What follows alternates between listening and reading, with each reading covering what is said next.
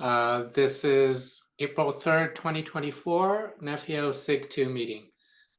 Hope you can see my shared screen with the agenda. Anything else we should add to the agenda right now?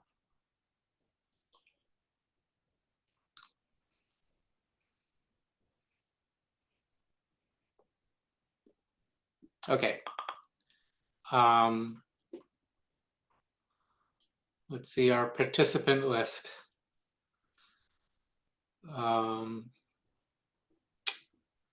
Well, I was hoping that Bala and maybe other SIG 3 people would join, that we could set up teams today on GitHub with labels and everything. So yeah, John, I think that we can do in the background GitHub and GitHub stuff, but if we can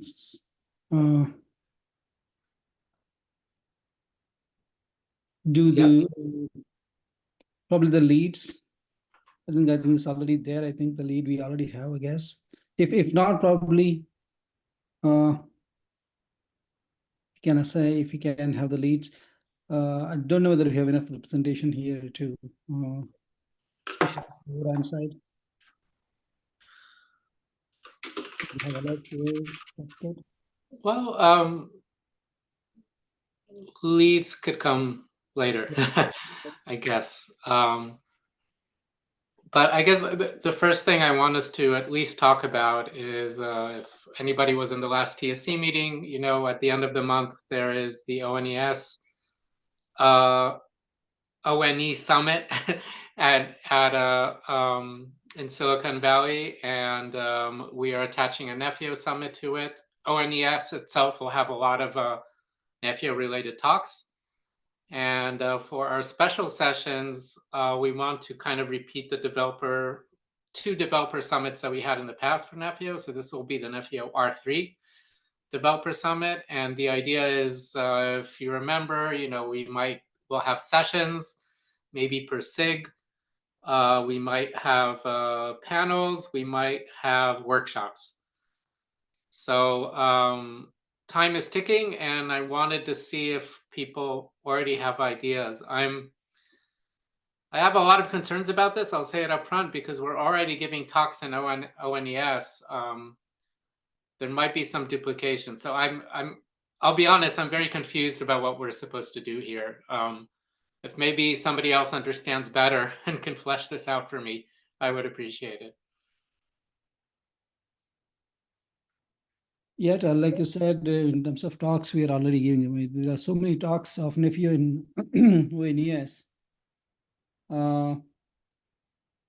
So this is more R3 specific, right? Yes, so this is more of I think according to me, this is more less of those and more of Nefio internal community stuff where we talk about it's a chance to discuss either design or some of our goals in person.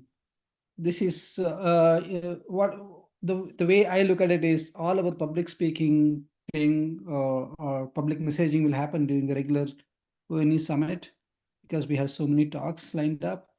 And in this particular thing, we talk more about, you know, like the priorities, how are we going to implement R3 or what are the other things that we need to do, for example. Some of the details, for example, Carl, you presented something. Wim presented something. Do we have the people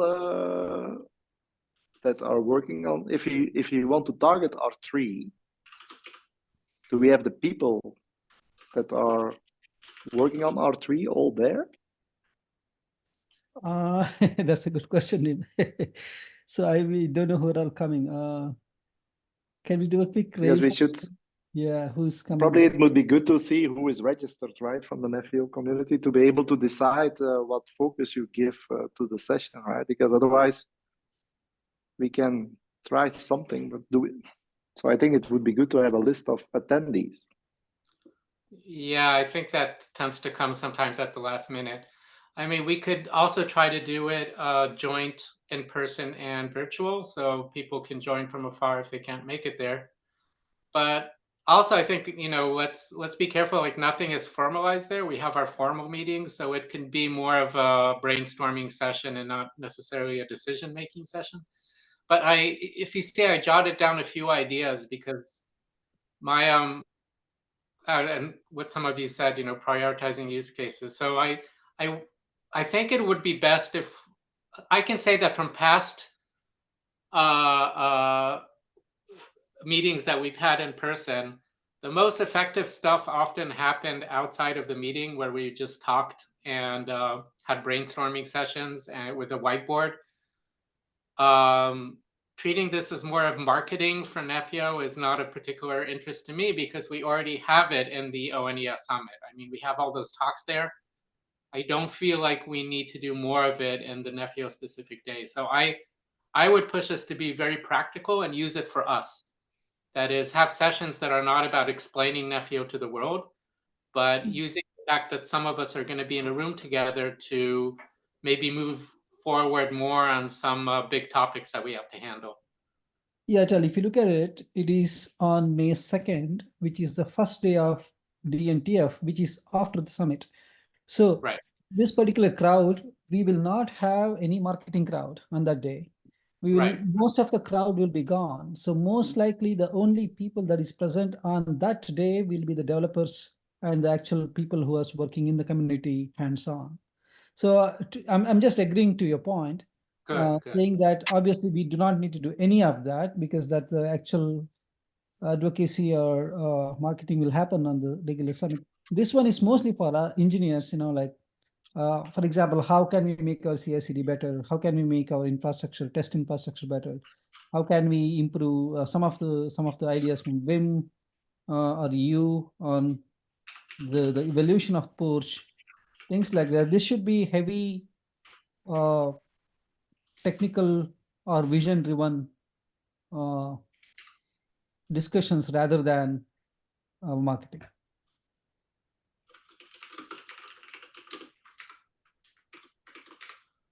Okay. I love that. So let's try to think of some ideas of sessions that we could do that Are we the only one? Tal, are we the only one who are organizing this, or is Sana and team? Because I was not on the Yeah, I first. think every SIG. So this is also an open question, right? In the past, so what we did in the last 3 summits, right? The pre-release summit, the R1 summit, and the R2 summit. Kandan was very much the orchestrator of everything, and he really put it, SIG by SIG, give each SIG a room to work that out their own session. But I don't know if that's the best solution moving forward. I think we're at a point where coordination among the SIGs is probably where we need the most help, right? We have SIG 1 working on the user stories, and we have SIG 2 and 3 implementing them. And our struggle right now is to get everybody in a room together to kind of do that kind of back and forth iteration. So I would be in favor of not having SIG by SIG sessions, but rather joint sessions that are topic oriented or task oriented. I agree. Yeah, it's artificial demarcation, the SIGs. I think I totally agree. Given that this is most of the people that will be there in that, let's assume it's a DNTF. So most of the people who attend that are going to be active participants or the community members who wants to participate actively. So that is the crowd we are looking at. So given that, or people that want to understand what we are doing, right? So we also, right. because I did some DMTF presentations. My experience was is you don't attract new people. You basically explain what you're doing. Right. Sagar has his hand up. I want to make a general thing, say something general about how we process these meetings. Some of us just jump in and talk, and some people politely raise their hand and wait. And there are different just styles of interaction here that are sometimes unfair. I'm going to, for myself, make a note that I will always try to raise my hand, and I encourage others to do the same. and make sure just that everybody has a chance to talk and people don't dominate the discussion. Does that make sense to everybody? I think the chairs sometimes do have to intervene and talk, but we'll also try not to talk too much, right, Wim? Yeah, We'll do that's okay. That's a good thing. Yeah, That's a good idea. yeah. Because I got comments from people that sometimes it's hard to get a word in. So I just want to make sure. We sometimes fail at this. I'll try to do better. Sagar, you had your hand up? Yeah, thanks. Actually, I didn't wait it at all. You just saw it very quickly, so thanks. Anyways, what I was just trying to say is that why don't we just, since if all of us gonna be there, and especially the people who develop, we can do some sort of small mini hackathon kind of a thing, just develop quick features and we put them and we see how it works. It's gonna be a bit of fun task and fun activity. We plan in advance what kind of features we're gonna develop. We do something small or big, whatever, we try to be creative and get something in, and after some time we just show what we did. So it's going to be some small mini hackathon. Probably would be fun. Yeah, I put that into the list. We could even develop a POC for one of the use cases in that hackathon. Wim? Yeah, the question is hackathon on what, right? Because typically you have to prepare it. I like the idea, by the way, but the question is you have to prepare a hackathon, right? Otherwise. So what are you trying to hack upon? Saga, do you have a suggestion? Yeah, I was trying to say that, probably we can try to pick up some problems which we already have, let's say some porch issues or some ongoing issues, since all of us will be there. And then we can pick up one issue in advance. We already have, let's say, 3 weeks to pick up an issue, right? We have 3 more meetings till April, one summit. So we can just come up with some sort of known issues which we have on GitHub, try to solve them right there. Or unless, let's say, if some of the features, let's say if you're working on something on NF2 infra, there are some features if you want and you think they are doable, and we just divide that work between all of us. And so probably we can do that. This way we can increase the pace of R3 also, because nevertheless, like one summit gonna take a week from all of us, because it's very long. So we will also spend some of time there. So this is what I have an idea for now. I can just keep on putting on Slack, if I come up with some more concrete idea. Yeah, I think that's great. We're brainstorming right now, trying to think up ideas. We can decide on priorities for these later, but I hope everybody sees the list. I'm trying to capture what everybody is saying. Any more ideas for sessions, workshops, etc., that we can do during the summit that would effectively use the fact that we're all together? I'm trying to think of something that's more cross SIG, SIG 1 plus the other SIGs, or maybe something with security. Any thoughts? Yeah, I think you covered that. Sorry. So just to get to the rules that you do, house rules you said. So when you ask a question, if you want to answer, do we have to raise a hand too, or can we just answer? That's a good question. I think if there's silence, people can jump in. Okay. But yeah, I know that it's awkward. I think we'll have to try to roll with it. I just want to make sure that it's not the same people dominating all the time. Yeah. And that people aren't afraid to step in. Okay.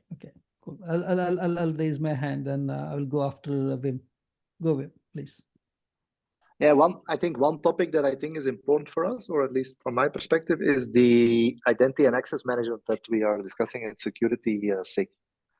Because you get more and more demands on accessing multiple clusters. And I think we benefit from us discussing this and trying. I don't think it's fully fleshed out at the moment. I haven't been attending the latest meeting because I was on the road. But I think it will affect all of us, probably.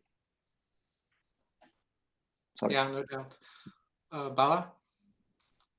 Yeah, the one topic I think probably, I think we are at a juncture at this point of time where we need to uh, have a real Nephew deployments. I think that's also one of the stories that we are going to tackle in R3, but probably it may be a good venue for us to discuss with everybody, like what they would like to see or how they would like to deploy Nephew in a real production use case or a real use case. That means, deploying Nephew either on a cloud or on a private cloud such as OpenShift, uh, or any other like WinRiver or VMware, and how they would like to deploy and what are the constraints they see in terms of workload deployment, and taking the journey of Nephew to the real world use cases. I think we are at the juncture we need to start thinking and doing that. I think that may be a good topic to discuss and brainstorm. Yep, I added it to the list. Well, I have to say we have a lot of great ideas. Vish, go ahead. Yeah, I think it's a good point. So what Bala brought up, I know I had started off in the test infra. I mean, my PR is still sitting there to actually have an actual cluster that we can actually deploy either the management cluster and the workload. I know we cannot replicate the entire sandbox, until we get this multi-cluster networking to be in place. So at some point of time, we probably want that also as part of our CI, in addition to our sandbox thing that we do, maybe like periodic jobs, where we can actually have either weekly or something running on actual clusters, either OpenShift or Google Cloud, or just regular vanilla community edition K8s clusters. So just reiterating what Bala is saying, that might be a good idea also for hackathon, to try out some things, to see how far we can go. Do you want me to edit something that I put here, or do you think it looks okay? Looks okay. All right. Thanks, Sagar. Yeah. So when he said like a real cluster, when a real world use case, Bala. So on that there is already a demo which me and Alexis are doing. So it's more like what we are doing is like we're only doing the three cluster topology which which was there in R2, and this time we're gonna do with a real radio unit, and do an end-to-end call with a mobile phone. Awesome. So it's some sort of a real deployment with Nephew, Of course, there's. That's great, Sagar. I mean, I knew this is coming. I know this was lined up. So just curious, Sagar, this whole networking stuff, how it's being done? I was about to say that, of course, there are challenges that we can discuss in this session. Okay. Because, Got it. yeah, I mean, things not gonna be straightforward. I also, with Alexis, we have to see for networking, because I have also kept a switch in the lab to do this, to do also manage a switch also automatically, like how Vim created all these scripts for configuring the switch. So we have 3 bare metal servers with a switch dedicated for this, because you need to have a switch for the front haul network for the radio, a switch for the back haul network. So it's a lot. So there are a lot of things. So so we can discuss about challenges which we had, let's say, in such of a deployment, Yeah, that's a great thing actually, Sagar. Probably we can do the demo in this rigorous summit, and in this DNTF we can talk about the challenges, what we overcome, and how we overcame, or what we need to overcome in general for the R3 timeframe. That would be a great talk. Do you agree? Yeah. Okay, great. Thank you. So let's add that, Tal. That's a great thing. Actually, that's also one of the themes for all R3. So I think probably with this exercise, Sagar and Alexis is going to discover the gaps that we need to fill to make realize this use case. So having said that, so I was not sure, does Nephew has ambitions to do any transport level network configurations, or is it not? Is it outside the purview of Nephew? I I can say that there's a lot of internal interest in Google and transport networks, and some telcos have asked about it. We've definitely been very RAN focused, but I think all of us would like to see more use cases in not only RAN. But yeah, we'll see. Vish, do you have something on this? Yeah, also wanted to add, at some point of time, we also need it on bare metals, right? I mean, when I think about telco workloads, it's that high throughput and low latency, which we can get using the bare metal features, right? The accelerators, the server platform settings, and the OS settings. So I don't know if this is, yeah, R3 is the time frame, but to do that, even though we have free 5GC running on VMs without any issues, but I'm thinking the more value will be on bare metals at some point of time.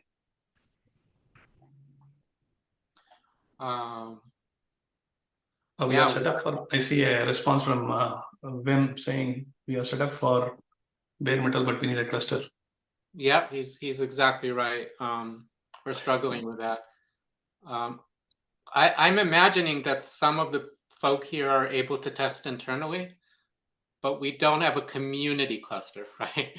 Wim, go ahead. Yeah, I mean, first of all, I think on transport, if you look even in R1, if you would deploy the operator to a real cluster, to a real switch, it will configure it as is, right? So I think we are designed to deploy that. The problem I see is that we do not have access to it, and how can we validate and do regression tests and stuff like that, right? That's our biggest problem here. Because it's good to do all of that, but I mean, we have no way to repeat it unless we have infra. Yeah, that's a great point, Wim. Probably R3, I think let's make it a goal actually to make this, according to me, this is a very high priority story along with RAN integration that we are having to make sure real clusters and bare metals were, and then we can orchestrate a new cluster using Nefio, and then we can deploy the workloads and then stitch them to make this exactly the thing that Sagar was saying. If we can realize, including a CI/CD setup that is running in the Nefio test infra, that would be a great goal to have, in my view, for R3. At which point of time, and you don't need one, right? You need probably three. You mean 3 setups or 3 clusters? You mean 3 clusters, because with 1 cluster, what you're going to do, yes. right? Yes, yeah, 3 clusters. I mean to say, have a setup, or have 1 setup at least with 3 clusters. Yeah. I think I have a question for everybody here, because I know that all of us have various home setups, home labs. Well, some of us do, but I sometimes run bare metal. I don't have 3 machines to run, but I do have machines where I can try completely bare metal setups. Has anybody here managed to run Nefio internally in their internal labs just on bare metal? I mean, I'm not expecting any issue, right? If it works on kind, should probably work otherwise if you set up your networking correctly. But has anybody here experienced bare metal?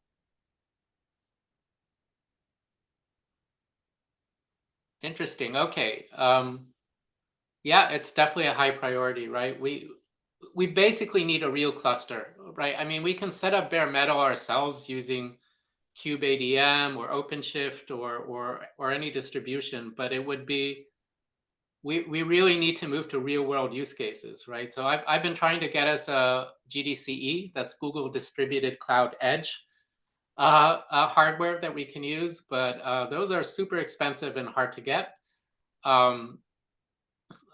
I don't know, maybe we can try to use the summit to beg for a donation from one company here of some space in some lab where we can actually access a real, multi-cluster environment. Vish, go ahead. Yeah, I know back in the day, I'm not sure, Stephen Wong was mentioning that we will probably get some lab or something from Linux Foundation. Yeah, I don't yeah, know. Yavish, we can. I understand that. Sorry, Tol, I'm jumping in just to answer Vish's question. So yeah, Okay. I think that's my understanding. I think Vish, I think we should bring this up in the TSC call and the two Linux Foundation members. My understanding was the same as you. I think the same thing was running in my mind when you asked the question. That's why I jumped into this discussion. I think probably we should raise this as a requirement in our for the R3 requirement in the TSC call, and then let the LFN folks facilitate the infrastructure that we need. Okay. Yeah, Cool. I will say that there are two modes we can go. I mean, there's a cheap bare metal option. I mean, we can get some just very cheap, simple machines that we have complete access to, so bare metal. But do we also want to go with a real cloud approach of using a setup that's very similar to what telcos actually use? I think that would be ideal. So yeah, Isti, go ahead. Just wanted to confirm, sorry, I missed part of the conversation. So are we talking about bare metal for the workload clouds, aren't we? So not for the management cloud. Probably both, but that's also a question, right? Our management clusters are very straightforward, so I think they can run anywhere. We don't need Multis and other things there, right? They could potentially run in a public cloud or on a dev machine or something like that. I think it's the workload clusters that we're mostly concerned about, right? Yes. Okay. I was just asking. So Yeah, no, I that mean, is- ideally it would be everything, but I'm just expecting limited resources, right? So if we get, there's also the question of cluster size, right? So if it's every bare metal cluster just going to be one machine, or do we really want a multi-node machine? Part of what we're interested is also dealing stuff with that in terms of policy, right? So do we have a cluster with different labels for different kinds of machines? Some that have a smart NIC, some that don't. And do we want to test Nefio in terms of orchestrating nodes, right? That's pretty straightforward in Kubernetes, but we do want to test that whole loop as well, right? I mean, we really need a complete real world setup, right? Multi-nodes, multiple clusters. That's very expensive, right? We're talking about several machines. So at least to begin with, the bare minimum that we need is at least 3 or 4 bare metals. The management server can be run on one, maybe on a VM. If you want to have a multi thing, we can get multiple VMs on a single bare metal and then run the management cluster there. If you want to have a multi-node setup, because it's not much in terms of networking and other things we need there. But for the workload clusters, like you pointed out, if you want to have 3 workload clusters, then we need to have 3 bare metals. And then if you want to have 2 workload clusters, then at least we have 2 bare metals. And then 1 bare metal for management cluster where we are running in the cluster in VMs there. I think that's the minimum to start with. And then we can keep on increasing from there.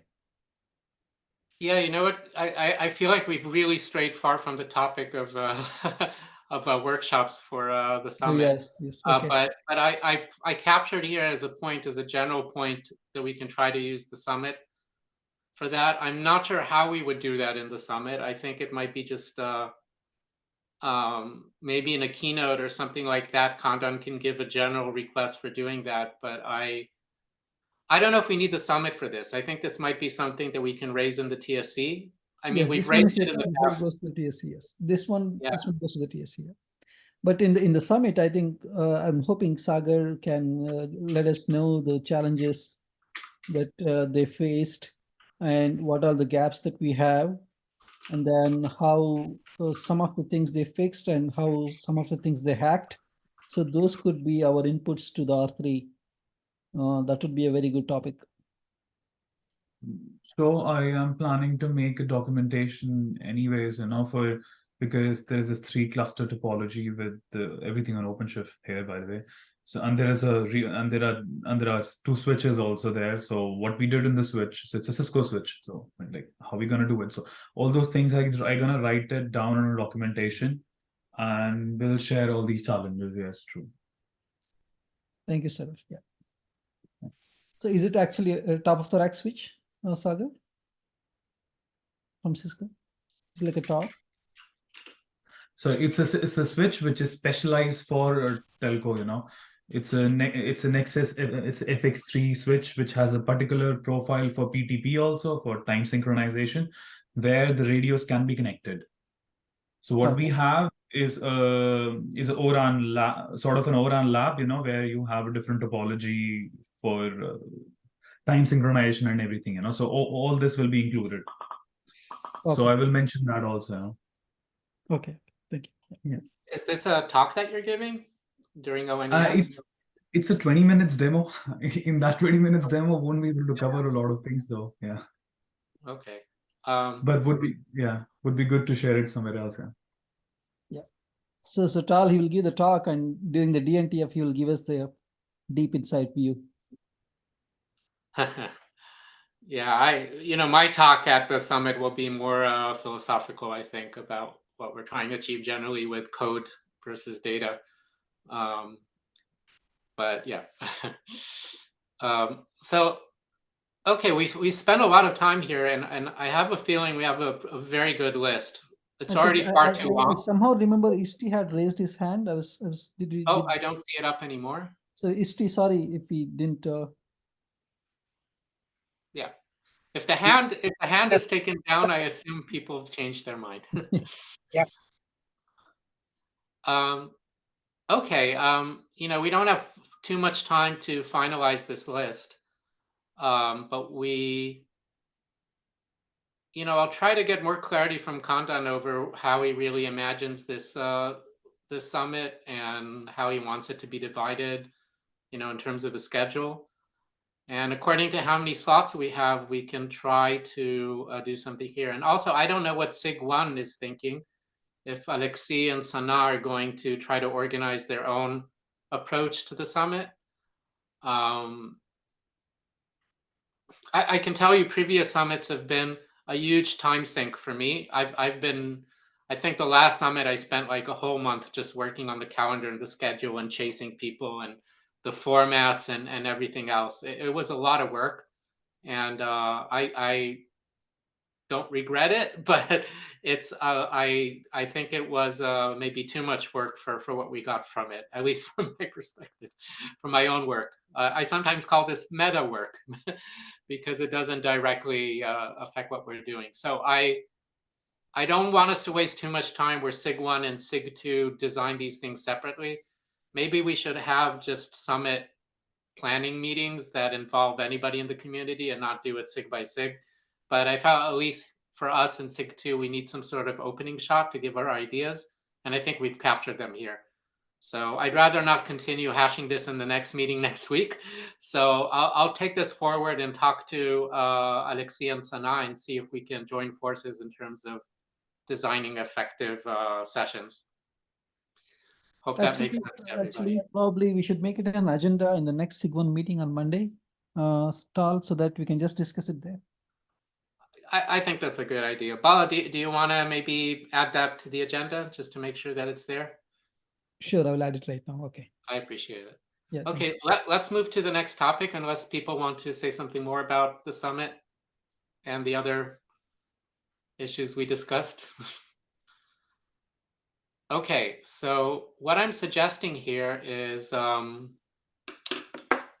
we kind of do this live, that I will share my screen with my GitHub controls where I have full admin access to GitHub. And we can try to do this together, create the teams and the permissions and maybe even labels. So Bala, it's good that you're here too. And, SIG3 folk that can help us with the labeling on GitHub. Does that make sense, or am I being crazy here in terms of doing it live? What do you think, Bala?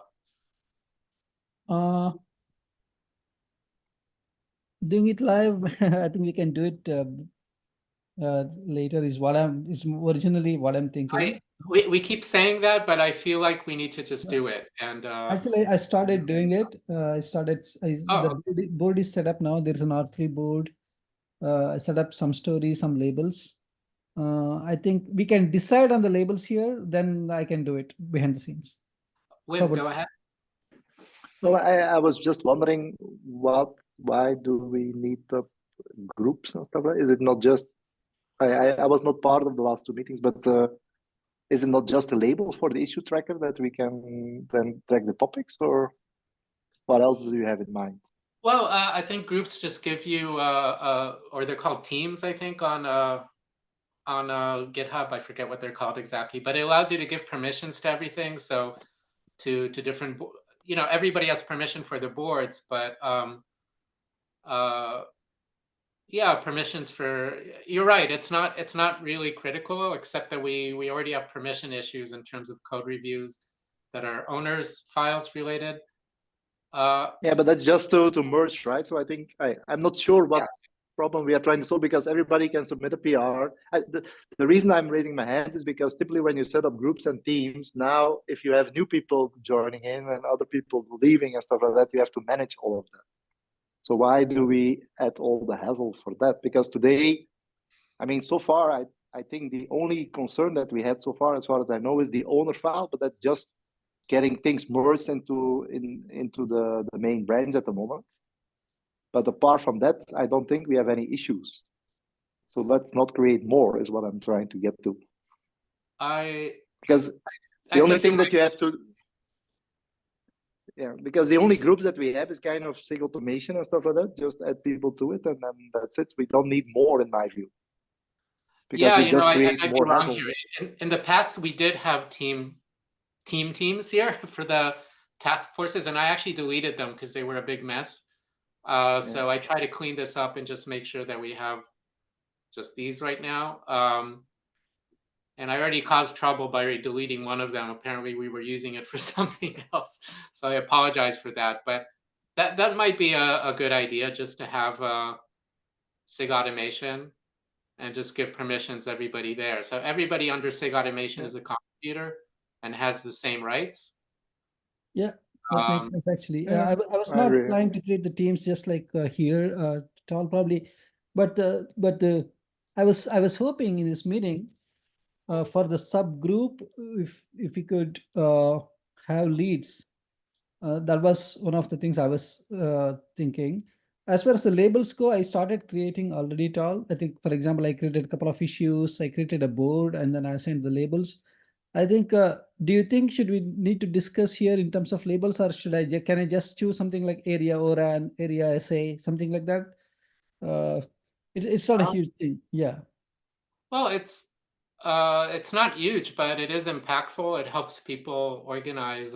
If you want, we can do that, and you can use the SIG3 meeting maybe for that if you feel like it's more under your responsibility. I mean, no, it's not about that, but doing it live may be painful. That's all I'm saying. So probably so we could, so my it's actually a question. So question is, when I create these boards and labels, can I just choose some intuitive labels such as area platform, area ORAN, area service assurance, like that, or should we need to discuss those labels here and finalize? So that I think there's room for discussion, because this kind of calibrates how fine-tuned we are and how much we want to go. Okay. If you like, Bal, if you have those ideas, maybe you can present them in a document or just a list on Slack, and people can discuss there. We can do it live here as well, but again, you said you didn't want to do it live here right now. No, we can, the discussions we can do live. Let's not do it in the GitHub world. Well, if Oh, you can okay. yeah. Yeah, Discussions, well, I'm ready to do it live. Yeah, please. So for example, for labels, any ideas? My idea was, I was planning to create the labels such as very similar to mimicking the teams that you created, Tal, such as we created one for ORAN, one for SA, one for platform. I think there was one more, I think. Yeah, right there, SDK. So, right. So I was gonna create labels along those lines. just say area slash and choose one of the things as the area, and that is good. That is going to be our label. That's what I was thinking. For example, one of the issues I created, I had added a label called area platform. Area dash slash, it's an area slash, yeah. Oh, area slash. Yeah. Oh, does GitHub support sub-labels? Does it organize things in any way using the slash?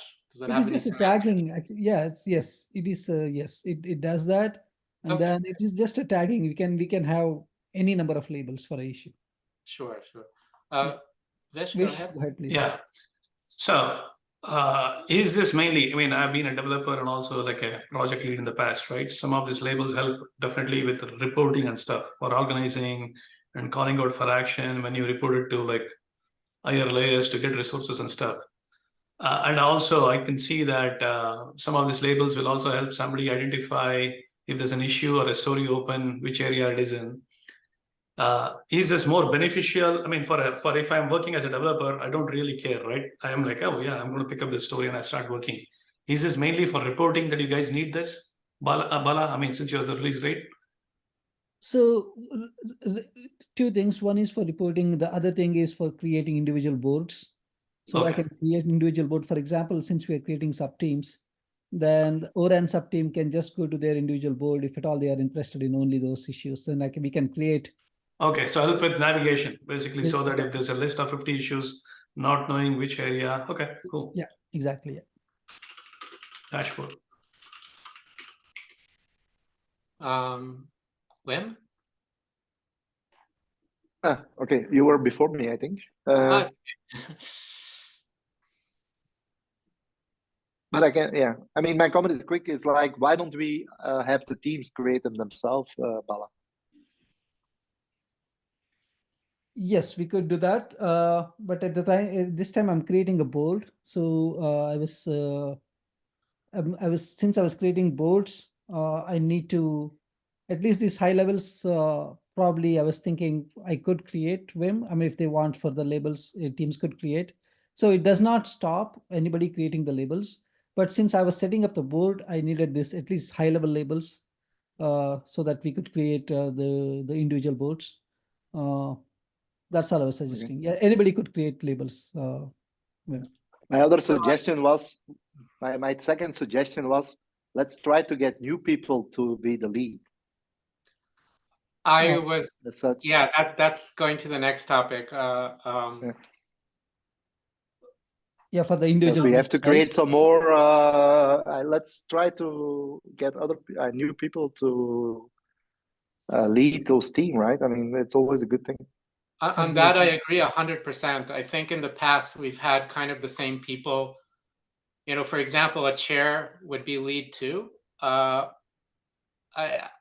very much in favor of that, Wim. I agree to distribute it, and I'll say even more. To be a lead, you don't have to be like a longtime contributor or even an expert. I think the leading job is very administrative, right? It's just kind of herding the cats and keeping track of everything. I think it's a great opportunity for people who haven't been involved very much so far and want to get more responsibility and more involvement to throw their hat in the ring. You know, if you're very interested in ORAN, dive in. You know, learn it and help organize it. I think you don't need to be the chief programmer, right, to be a tech lead here. So I very much encourage other people to join, and I'm specifically not going to try to be a lead for any of these because I feel like I already have the chair position. So I'll be a contributor rather than a lead. That's my thinking on that. On the topic of labels, so Wim, I'm kind of disagreeing that it should be like that every team would generate these. I just worry that you know, sometimes you go to projects and you see all these like kind of internal labels and you don't know what to do when you open an issue. I'm in favor of running a tight ship with labels, have a very small set of labels that are very clear, and that people can look at them and quickly understand what it is about. Because otherwise, people open an issue and just associate any label they think is appropriate, and you end up having like 7 different labels: free 5GC, ORAN, platform, all these different things in one issue, which is not a big problem. We can triage it later and remove labels, etc. But yeah, I'm in favor of having kind of as a group deciding what the labels should be. But I can understand the approach. Yeah. My only concern, Tal, is they will be correct at a certain point in time, but they will not be correct at another point in time. So I'm like, okay, why spend all the effort? Because at the end of the day, we are going to deliver at least 3, right? So those labels are obsolete. So it's just to manage the intermediate steps, right?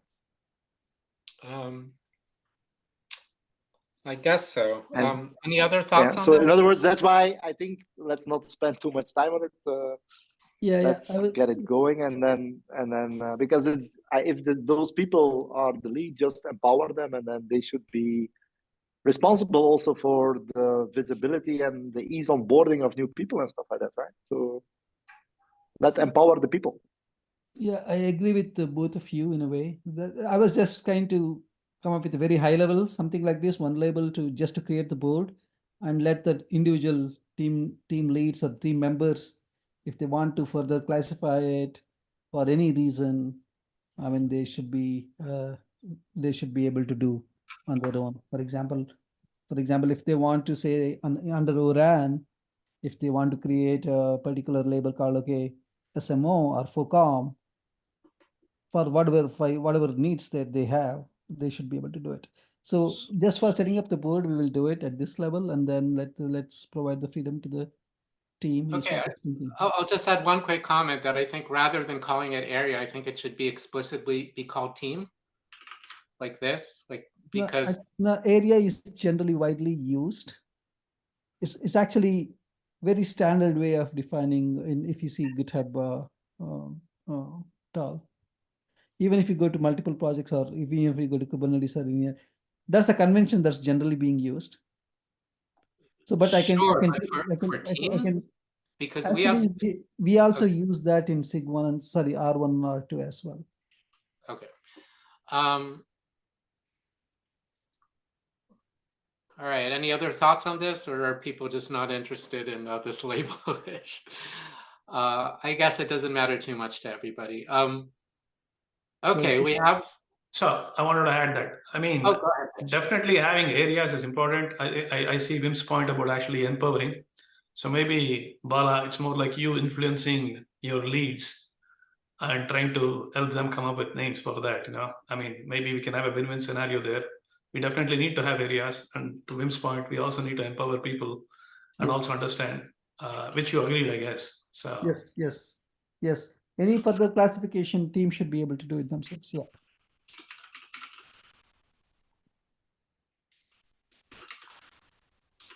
All right, I'm giving here the list of teams in the document, and let's see if we have people who are willing to be team leads for all of them. I have a feeling this will be challenging, but let's see if we can fill in any of these. We may not have the, I think so there are 2 things, right? I mean, there is also discussed about a new member being the lead. So if not the lead, if any reservations on the lead, I think, did we have a sub lead also when we did this in R1, or did we only have the lead? Did we have 1 leads or 2 leads? Only 1, I think, for R1, but yeah. We don't have enough people, I think, Bala, at the moment. Sorry, yeah, but I will say this, that if we have people who are not completely committed to being lead, maybe there can be co-leads. People, can. I think that could be an option, but that would be a solution, not for 2 people wanting the lead position, but rather to distribute work. Yeah. And also learn onboarding, things like that. That will be helpful. Yeah, go ahead. Yeah, I just wanted to reiterate what Tal said earlier. I think it's important for people to know that you don't have to be SME to be a lead.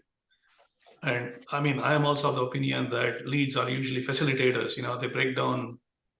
I mean, they help folks contribute. You know, sort of like taking over the bookkeeping and all that stuff. And that's one good way of also selling it, that you could you can network with other people too. You know, and can get to know at a high level what the projects are. That's a better. That's a good way of setting such expectations. That's good. Hey, it's a nice thing to put on your resume too, right? Mickey, go ahead. Yeah, I was just saying, like, because, like, for example, like, I'm new in the project, I would probably not be like I could be comfortable leading the team because I've done it past with lots of communities, but not the specific like technical side.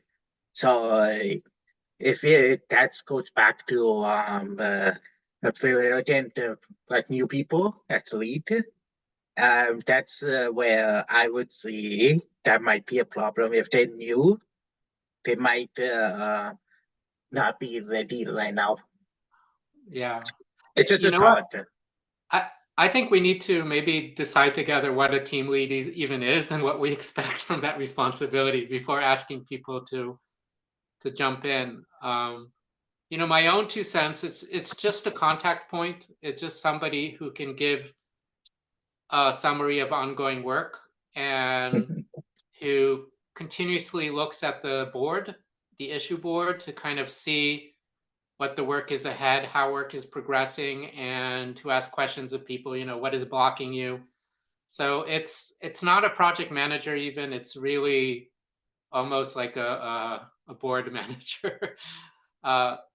That's my thinking about this. But obviously you need to understand the issues themselves and what they individually are. That's how I thought about it until now.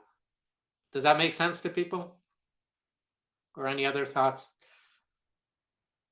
Yeah, slightly differ in a way. So if lead is going to be the go-to person, my only concern is this with that.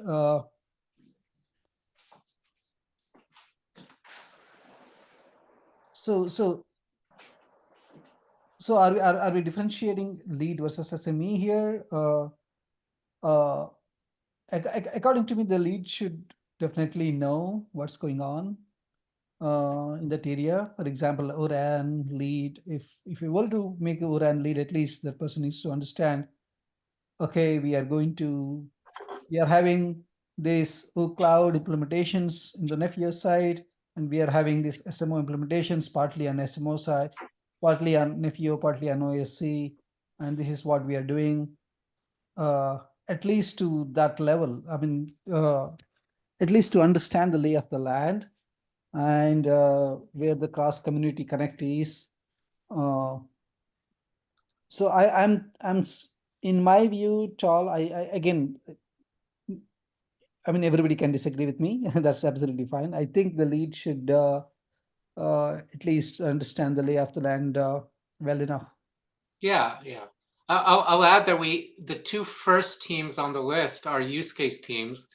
I think those leads would also be answering to SIG1, you know, who deliver the user story. So those are more coordinating with SIG1 leads. Those probably have a bit more responsibility. But sorry, Wim, you had your hand up. I apologize.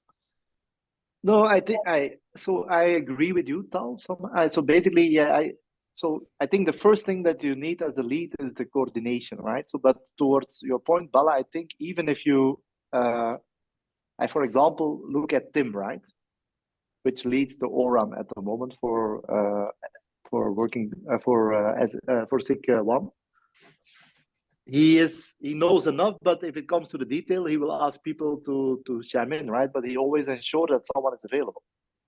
That's a perfectly valid way to be the lead, right? Absolutely, yes, I totally agree. Yeah, I think you need to know the lay of the land well enough, Yeah. but you don't need to know the details. Yeah. Correct. So in other words, if you know the detail, it's a bonus, but it's not necessarily right. So I think that's my definition a little bit of the role. Yes. Or the minimum requirements, and then everything on top is a bonus. Yes. Yeah, coordination, understanding the work, understanding the scope. And that's a requirement. And then the details are a bonus. I think that's a well put, Wim. Probably we can add it, Tal, since you're looking for a definition of a lead. That's a good definition, I think. Can you help me write it? Understand scope. Work. Coordinate. Yeah. Coordinate. Does not have to be the technical owner or something like that, right? Yeah. Yeah. Wait, so I does not, but can be, right? Or can be. Yeah, so maybe not. Yeah, can be, because otherwise we might exclude other people, right? Yeah. Yeah, that's better. Yeah.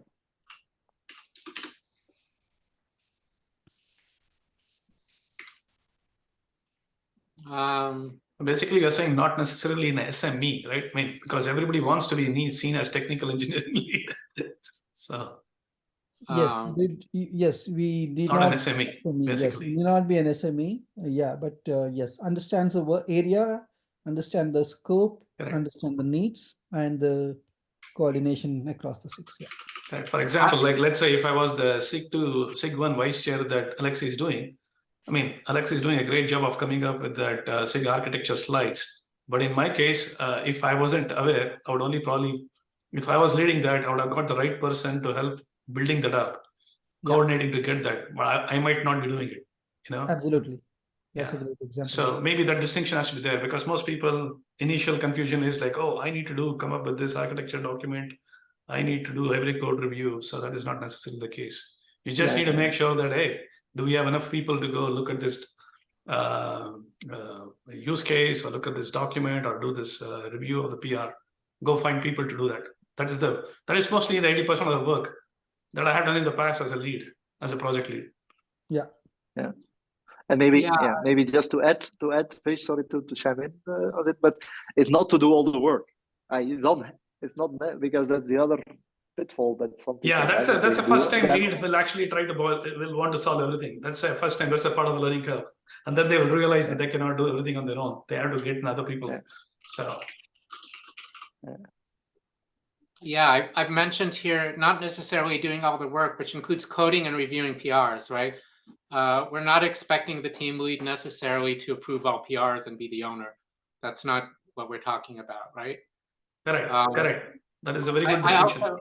I also added, we want to understand the scope, but for me, it's important to make sure that the team lead understands the individual issues, right? So even if they're not doing the programming, they do understand what the programmers are doing, Yes. right? Because so it can't be somebody who is not an engineer, right? I feel like you really have to understand, okay, let's say it's the platform team and somebody's trying to fix something in Porch. You might not understand 100% of the issues regarding Porch, but you understand what they're trying to fix. You understand what the challenges are. I think that's necessary for it to be useful, in my view. So you can ask the right questions of engineers and understand their answers, right? Absolutely. And then, Tal, one thing I'll make is, I would suggest changing is when you say coordination, you say internally and SIG1. Instead of saying SIG1, I'll just say SIGs, SIGS, so that it will be, even if it has to be security, if it has to be release, that's all covered there. Okay.